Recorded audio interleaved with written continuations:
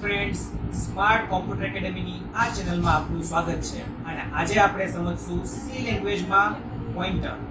Friends, પોઇન્ટરની વ્યાખ્યાથી આપણે શરૂઆત કરીએ તો પોઇન્ટર એક વેરિયેબલ છે, સ્પેશિયલ વેરિયેબલ છે. તો પોઇન્ટર એક એવો વેરિયેબલ છે કે જે બીજા વેરિયેબલનું એડ્રેસ સ્ટોર કરે. તો આની આપણે ડેફિનેશન ઇંગ્લિશમાં જોઈએ તો pointer is a special type of variable which can stores the address of other variable.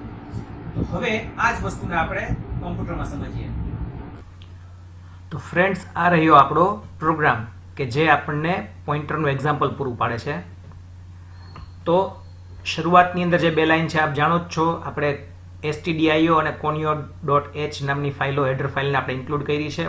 પણ સમજવાનો પાર્ટ અહીંયાથી છે. અહીંયા આપણે બે વેરિયેબલ લીધા છે. એક છે ઇન્ટીજર x અને બીજો છે એસ્ટ્રિક p. તો આ એસ્ટ્રિક p જે છે એ વેરિયેબલને જ આપણે કહીશું પોઇન્ટર. તો પોઇન્ટરને ડિફાઇન કરતી વખતે આગળ એસ્ટ્રિકની સાઇન આપણે લખવામાં આવે છે. તો પછી આપણે જે કરીએ છીએ એ પ્રમાણે CLR SCR કે જે જૂની સ્ક્રીનને ક્લિયર કરે છે.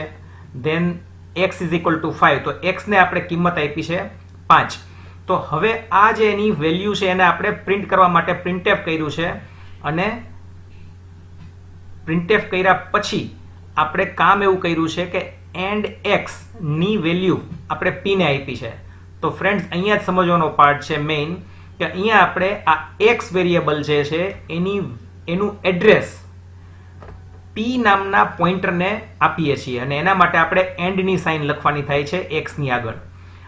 આમ કરતા x નું એડ્રેસ છે એ p માં સ્ટોર થશે અને પછી આ p ને પ્રિન્ટ કરતી વખતે, મતલબ નીચે જે લાઈનની અંદર આપણે પ્રિન્ટ કર્યું છે ત્યારે અહીંયા p ની જગ્યાએ આપણે સ્ટાર p કરશું. આવું કરવાથી, આ એસ્ટ્રિક p કરવાથી p ના એડ્રેસમાં રહેલી વેલ્યુ, p જે p ની અંદર જેનું એડ્રેસ છે એ વેરિયેબલની વેલ્યુ અહીંયા પ્રિન્ટ કરશે. ધેન ગેટ ch સ્ટોપ કરવા માટે. તો હવે આ પ્રોગ્રામને આપણે રન કરીને પણ જોઈ લઈએ. તો ફ્રેન્ડ્સ, અહીં છે સી નો પ્રોગ્રામ. સીના જ એન્વાયરમેન્ટની અંદર પ્રોગ્રામ આપણે પહેલા જ સમજી લીધો છે. જસ્ટ આપણે એને રન કરીને ચેક કરીએ. Control F9. તો તમે જોશો કે પહેલી લાઈનની અંદર વેલ્યુ ઓફ x ઇઝ 5. તો x ની વેલ્યુ અહીંયા આપણને 5 બતાવી છે અને નેક્સ્ટ લાઈનની અંદર value of x by pointer p.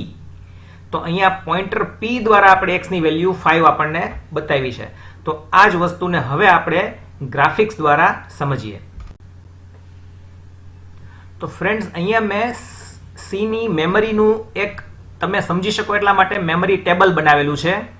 Exact આવી જ રીતે અંદર હોય એવું નથી હું કહેવા માંગતો, પણ કંઈક આવી ગોઠવણી હોય કે જે તમે કદાચ મંદિરે ગયા હો તો બૂટ ચપ્પલનો ઘોડો તમે જોયો હોય, તો એની અંદર તમે બૂટ ચપ્પલ જ્યારે રાખો તો તમને એ ટોકન નંબર દેશે. સપોઝ તમે કોઈ આ 110 નંબરના ખાની અંદર તમે બૂટ રાખ્યા તો તમને 110 નંબરનું ટોકન તમને આપશે. કહેવાનો મતલબ એ છે કે દરેક ખાનાને પોતાનું એડ્રેસ હોય છે. એવી જ રીતે અહીંયા મેમરીના દરેક સેલને પણ પોતાનું એડ્રેસ હોય છે. તો આપણે અહીંયા વર્ચ્યુઅલી એડ્રેસ મેં લખ્યા છે. તો અહીંયા જે પહેલું ખાનું છે એનું એડ્રેસ મેં 101, 102 સેકન્ડનું અને આવી રીતે આપણે બધા ખાનાને કંઈક ને કંઈક એડ્રેસ આપેલા છે.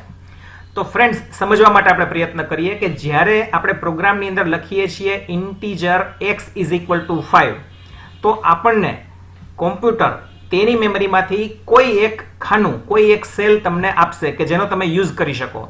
તો માનો કે આપણને પહેલો સેલ આપ્યો છે અને એની અંદર આપણે x નું, એનું નામ આપણે x આપ્યું અને તેની અંદર વેલ્યુ આપણે 5 સ્ટોર કરી. તો ફ્રેન્ડ્સ, તમે જોશો કે અહીંયા એનું જે એડ્રેસ છે એ 101 છે. તો તમે કદાચ આ x ની કિંમત 5 ને બદલે પાછી 10 કરશો તો પણ તેનું એડ્રેસ તો 101 જ રહેશે. મતલબ કોઈ સેલને એડ્રેસ છે એ પોતાનું ફિક્સ છે, પણ જે આ 5 જે છે અથવા અંદર બીજી કોઈ વેલ્યુ જે સ્ટોર કરો તો એને તમે વેલ્યુ ઓફ એડ્રેસ કહી શકો, વેલ્યુ ઓફ વેરિયેબલ કહી શકો. તો ફરીવાર એક વાત કહીએ તો આ જે મેમરી છે એનું નામ, નેમ ઓફ સેલ છે તે x છે, તેની વેલ્યુ એ 5 છે અને એડ્રેસ ઓફ x એ 101 છે. That's clear. નાઉ હવે આપણે બીજા સેકન્ડ વેરિયેબલનો સમજીએ. તો બીજો વેરિયેબલ આપણે લીધો છે પોઇન્ટર p. તો એના માટે આપણે ઇન્ટીજર સ્ટાર p આવું લખેલું છે, એસ્ટ્રિક p.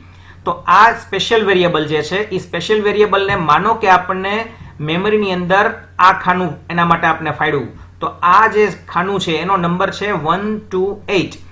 તો આ 128 છે એ કોનું એડ્રેસ છે? પોઈન્ટર પી નું, પણ એનું અત્યારે આપણે કંઈ કામ છે નહીં. તો હવે આ પોઈન્ટર પી ને આપણે આ સર્કલ દ્વારા મેં દર્શાવ્યું છે. તો આ પોઈન્ટર સ્પેશિયલ વેરિયેબલ છે કે જે કોઈ અન્ય આ કોઈ પણ સેલ છે, આ કોઈ પણ સેલનું એડ્રેસ તમે એમાં સ્ટોર કરી શકો. પણ અહીંયા આપણે લખ્યું છે p is equal two and x. તો અહીંયા p ની અંદર x નો વેરિયેબલ જે છે એનું એડ્રેસ સ્ટોર થશે 101. તો આપણે હવે તમે સમજી શકો છો કે આ જે પોઈન્ટર p જે છે એની અંદર એડ્રેસ કોનું છે? તો કે એડ્રેસ અહીંયા x નું છે, ને x નું એડ્રેસ છે આપણે અહીંયા 101 તરીકે દર્શાવેલું છે. તો આટલું ક્લિયર થઈ ગયું. તો હવે જો તમે પોઈન્ટર p ને એસ્ટ્રિક ની સાથે પ્રિન્ટ કરાવડાવશું તો આપણને વેલ્યુ કોની આપશે? 101 ના ખાનાની અંદર રહેલી વેલ્યુ, એના સેલની અંદર રહેલી વેલ્યુ, આ 5 આપણને પ્રિન્ટિંગમાં આપશે. તો આવી રીતે પોઈન્ટર છે એ એવો સ્પેશિયલ વેરિયેબલ છે કે જે અન્ય વેરિયેબલનું એડ્રેસ એમાં સ્ટોર કરી શકે.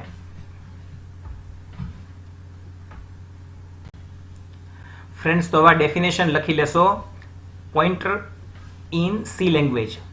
તો ડેફિનેશન થશે pointer is a special type of variable. This variable can stores address of other variable. હવે આ જ વ્યાખ્યાને આપણે ગુજરાતીમાં પણ જોઈએ. સી ભાષામાં પોઈન્ટર એ એવો ખાસ વેરિયેબલ છે કે જે અન્ય વેરિયેબલનું એડ્રેસ સંગ્રહી શકે. તો ફ્રેન્ડ્સ, આવી રીતે આપણે પોઈન્ટરને સમજવા માટે થઈને પ્રયત્ન કર્યો છે. ફરીવાર જો ન સમજાણું હોય તો આ જ વિડીયોને તમે પહેલેથી જોશો અને આવી રીતે વારે વારે જોશો તો આ મેટર તમને ક્લિયર થઈ શકશે. Thank you very much.